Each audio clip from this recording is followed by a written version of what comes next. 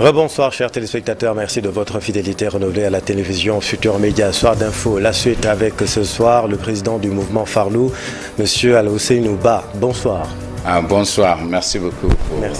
Merci à vous d'être avec nous ce soir. Vous êtes candidat déclaré à la présidence de la République. Vous êtes consultant international. Vous vivez aux États-Unis. Une vision audacieuse pour le Sénégal et pour l'Afrique, promettez-vous.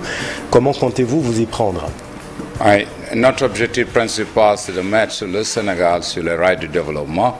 Et parce que nous avons vu que selon les statistiques, 70% de notre population est une population paysanne. Et cette population-là, si on le regarde bien, il ne travaille que 4 mois sur 12. Donc nous pensons qu'il reste beaucoup à faire et il faut mettre le Sénégalais et le Sénégal au travail.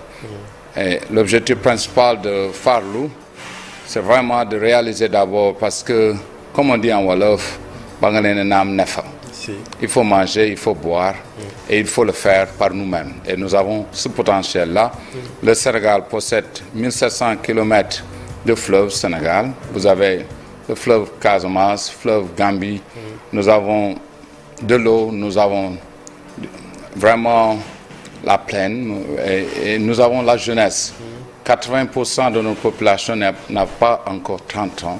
Donc nous voulons vraiment que ce Sénégal-là bouge. Et nous pensons qu'avec ce qu'on a appelé le service militaire agricole, mettre toute cette jeunesse-là au boulot. Oui, l'agriculture sera vraiment sera le cœur de votre politique. Mais avant d'avancer, pour permettre aux téléspectateurs de mieux vous connaître, on vous entend, on vous voit, mais on entend surtout votre accent. Ouais. Votre accent américain, vous vivez, comment dire, aux États-Unis. Est-ce que vous pouvez nous parler un peu de vous pour les téléspectateurs qui regardent? J'aimerais pas vraiment parler de cet accent-là. Oui. Je suis sénégalais. Mais c'est un accent qui s'entend. Oui, c'est vrai, c'est vrai. Mais je suis sénégalais, j'ai vécu aux États-Unis, ça fait depuis 27 ans. Oui. Et avec ma famille, ils sont toujours là-bas. Mais tout de même, c'est le Sénégal qui m'importe. Absolument. Et donc, l'objectif vraiment que nous avons, c'est vraiment, d'abord, nous avons diagnostiqué le Sénégal en 3 points. On a 23 points sur notre programme. Mais les 2 à 3 à 4 points, nous voulons vraiment parler avec les Sénégalais sur ça. Oui. La première chose, c'est ce programme agricole-là. Nous pensons que l'agriculture, ce n'est pas seulement les semences, ce n'est pas seulement la récolte, ce n'est même pas seulement la transformation. Mais si on met vraiment le Sénégal sur les rails de développement par l'agriculture, il y a l'industrie, même l'électricien, le mécanique, tout le monde fait partie de ce mouvement agricole qu'on va mettre sur pied. Bien sûr, c'est tout un écosystème. Tout un écosystème de la recherche, parce que même actuellement, on n'a plus de semences. On a ce qu'on appelle les semences certifiées. Donc ces semences-là même ne nous appartiennent pas. Donc, quittant l'agriculture, on va sur l'éducation. Je dis qu'une école, l'enseignement au niveau du Sénégal, c'est 17 ans pour avoir ton licence. Ça fait 17 ans ou 20 ans pour ton master. Et si vous demandez à ces jeunes enfants, qu'est-ce que vous pouvez mettre sur pied? C'est absolument rien du tout. Moi, je dis que ce n'est pas intéressant de prendre 20 ans pour apprendre une langue. Nous devons vraiment focaliser l'enseignement du Sénégal sur nos priorités de développement. Nous avons besoin beaucoup plus d'ingénieurs. Quelles sont ces priorités? Ces priorités, on a besoin des ingénieurs, on a besoin d'agriculteurs avec conscience agricole.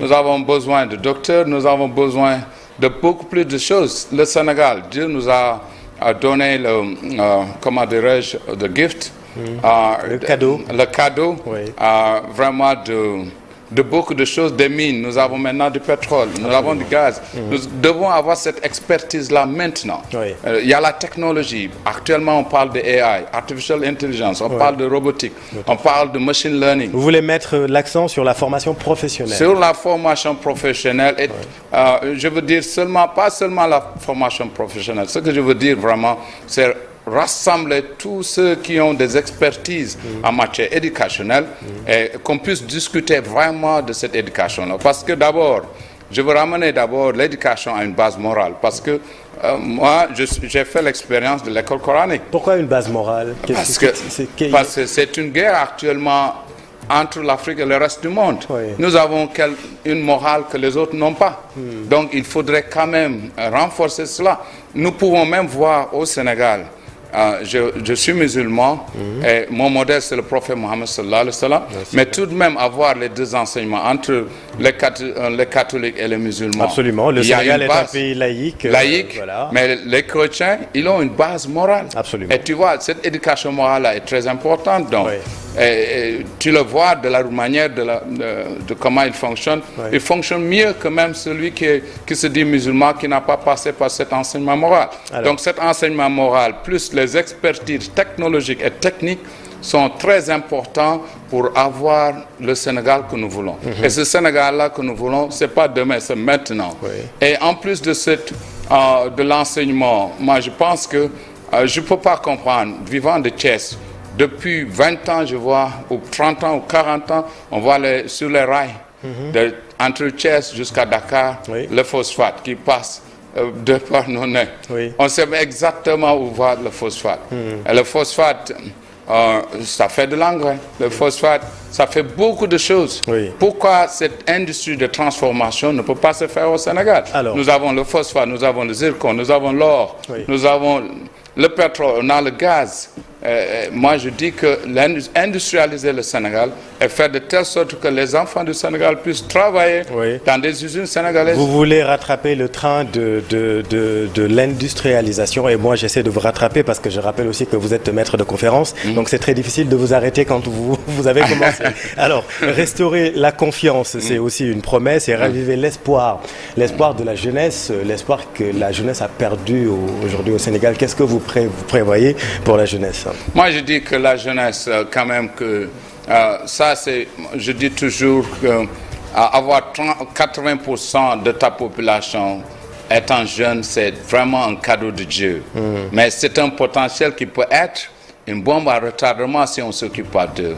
Et que ça, c'est une force qu'il faut mettre au boulot. C'est pourquoi j'ai préconisé d'avoir le service militaire agricole et mettre 1 million à 2 millions de jeunes qui vont être des volontaires du Sénégal pour une année. Au moins, et 2 ans où ils vont participer vraiment à l'effort agricole. Et parce que je dis que si on ne mange pas, dans 20 ans, on va doubler notre population.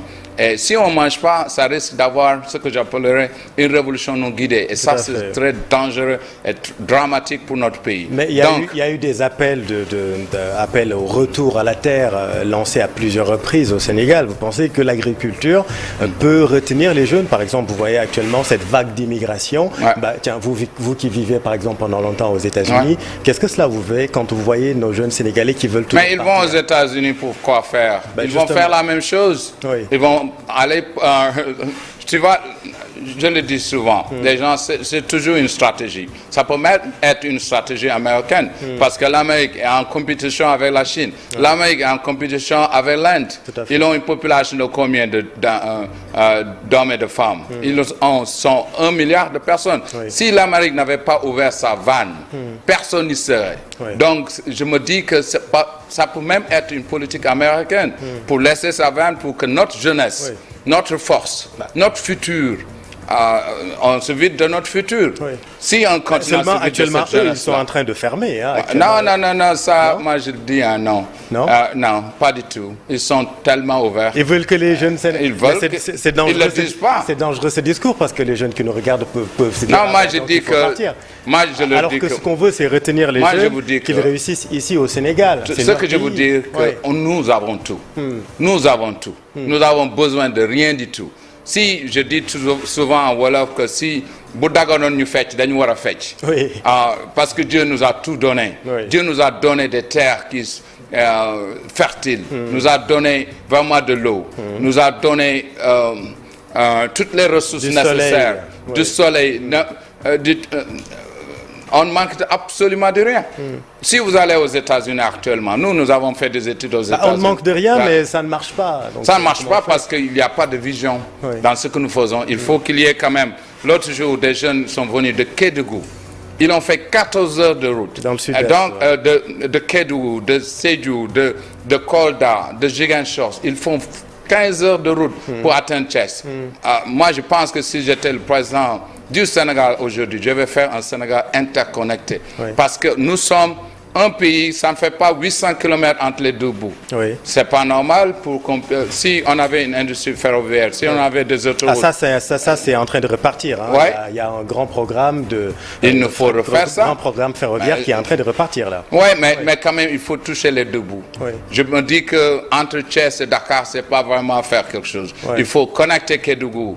Entre Kédougou et Thiès. Il faut connecter Ziguinchor et Thiès. Il faut connecter, par exemple, Matam, Podor, le reste du Sénégal. Faire carrément le tour du Sénégal. Le tour du Sénégal, c'est ça qui nous fera vraiment quelque chose pour faire bouger ce pays-là. Al-Ousseinouba, il y a également la liberté dans le message que j'ai lu concernant votre présentation, la présentation de votre mouvement.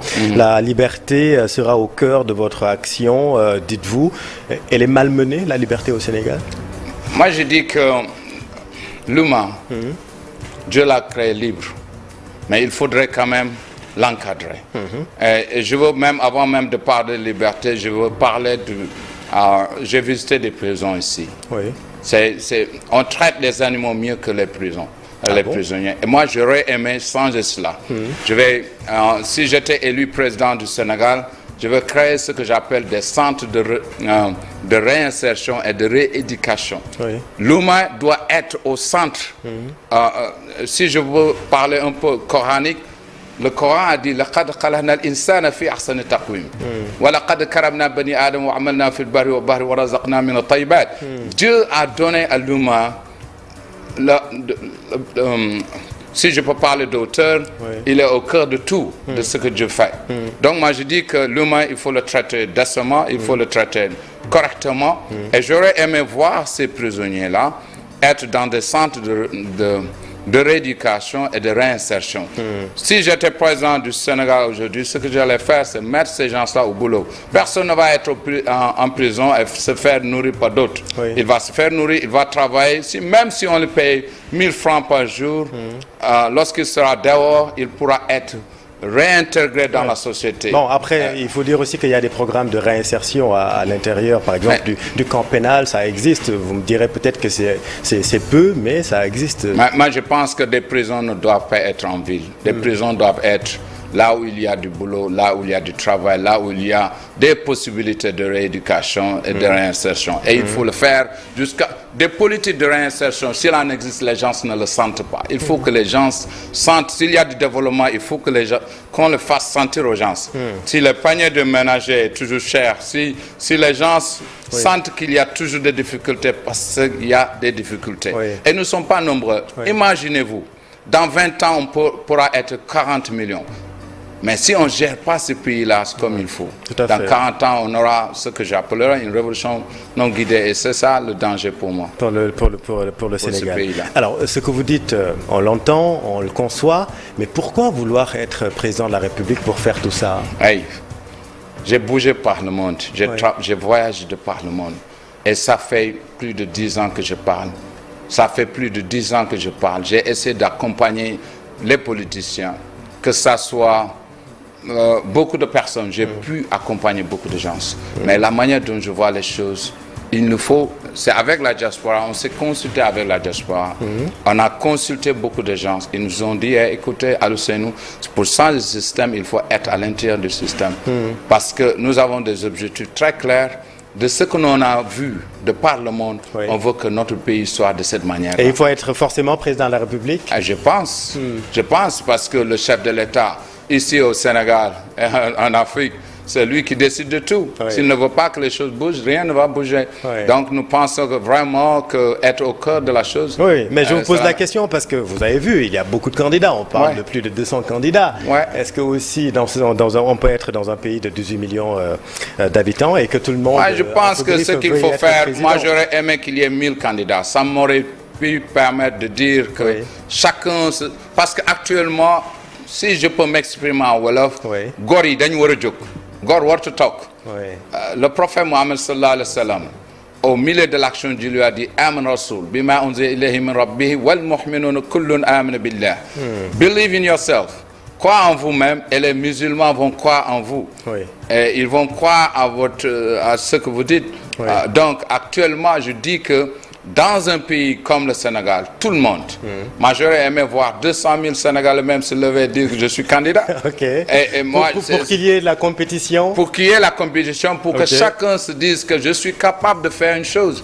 Si, comme je dis aux jeunes, il faut que chacun de nous soit volontaire pour son pays. Absolument. Et moi je suis volontaire parce qu'être candidat, ça veut dire quoi? Je vais dépenser mon temps. Je vais dépenser l'argent que je devais donner à ma famille. Mais c'est intéressant, excusez-moi. Vous me parlez de la diaspora.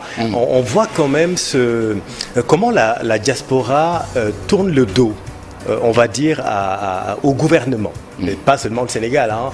Vous qui vivez là-bas. Pourquoi? C'est quoi le problème? Pourquoi la diaspora aujourd'hui ne comprend pas, ou en tout cas tourne le dos à Moi, je dis que souvent aussi, lorsque j'étais là-bas toutes les ans, j'ai fait 20 ans sans venir ici et je ne comprenais pas beaucoup de choses. Lorsque je suis venu, j'ai compris plus de choses. Et ça m'a rendu... j'ai compris Louma, j'ai compris même le président du Sénégal. Je me suis dit que peut-être il aime le Sénégal comme moi. Mais je dis qu'ici, actuellement, ce qui se passe souvent en Afrique, on n'accompagne pas nos présidents. Parce que je dis qu'il faut qu'on soit ensemble. Actuellement, ce n'est plus le moment de se séparer de l'un des autres. Nous sommes tous Sénégalais. Et nous avons réconcilié les Sénégalais. C'est ce moment-là. La diaspora... Ils sont actifs, c'est eux qui envoient leur argent. Ils font nourrir 12, 30, 40 personnes. C'est vrai. Ils ont une perception du Sénégal. Ils veulent exactement un Sénégal comme l'Amérique. Comme là où ils sont en train de vivre. Ils veulent un Sénégal où les choses bougent. On ne veut pas seulement un Sénégal où tout bouge sur Dakar et rien ne bouge à Thiès. On veut un Sénégal où tout bouge à Thiès et rien ne bouge à Kédougou. Les gens viennent de Kédougou. Je les défends toujours. Parce que pourquoi c'est lointain? Ils se disent qu'ils ne sont pas Sénégalais. Tu vois en Casamance, ils te disent... mais quand ils sont Sénégal. Et je pense que ce n'est pas parce que les Casamassés ne se sentent pas sénégalais, parce que nous sommes loin l'un de l'autre. Ils ont des préoccupations. Ils veulent vraiment que leur acajou, que ça vienne à Dakar et que leur production puisse être partout au Sénégal. Mais tu as des mangues, avant même que tu les amènes à Dakar, c'est pourri. Donc moi je me dis que tout ce que les gens veulent, c'est voir un pays qui avance, un pays qui ne recule pas. On est en dette. On a beaucoup de dettes actuellement au Sénégal. Et pourtant, on a la possibilité de notre politique. Moi, je dis qu'en matière sanitaire, par exemple, je veux en parler un peu parce que pourquoi? Très rapidement, oui. Actuellement, si c'était aux États-Unis, tu amènes une urgence et que l'hôpital te refuse une urgence et que la personne meurt, mais c'est fini pour cet hôpital. Nous devons être plus humains que les autres. Nous défendons une morale beaucoup plus grande que les autres. Mais c'est comme notre humanité, quelque chose l'a pris de nous-mêmes. Maintenant, tu vois un Sénégalais beaucoup plus violent, un Sénégalais moins humain que moi. Je pense que c'est le moment ou jamais de se regrouper, d'être ensemble, de travailler ensemble. J'aurais aimé que cette émission-là soit en Wolof. Je comprends le français, mais ce que je veux dire exactement... C'est très clair et on a bien compris. Ce que je veux vraiment dire de mon cœur et qui peut toucher vraiment le Sénégalais, c'est... je veux m'exprimer beaucoup plus en Wolof, mais, mais quand même, je remercie que j'ai pu avoir le temps de pouvoir parler un peu de ce que nous voulons faire. Autre chose que vraiment je veux amener la chose, c'est être transparent aussi. Nous devons avoir une politique transparente comme les autres. Nous pouvons digitaliser tout notre système. On a compris. Et faire de telle sorte que tout le monde puisse voir le budget du Sénégal et vraiment réduire le train de vie de l'État. Merci beaucoup. Un directeur, un ministre, une voiture d'un ministre coûte 65 millions de francs. Merci beaucoup. Je pense que vous aurez l'occasion de revenir sur tous ces sujets. Certainement. Merci encore une fois. Et cette fois, ce sera avec nos collègues et ce sera en Wolof. En Wolof. Avec en tout plaisir. cas, merci encore une fois. Merci à vous. On a compris que l'humain sera au cœur de votre politique. Merci beaucoup, Alla Ousseinouba. Merci à vous, chers téléspectateurs. Restez avec nous. Vous êtes au bon endroit. Bonne soirée. Merci.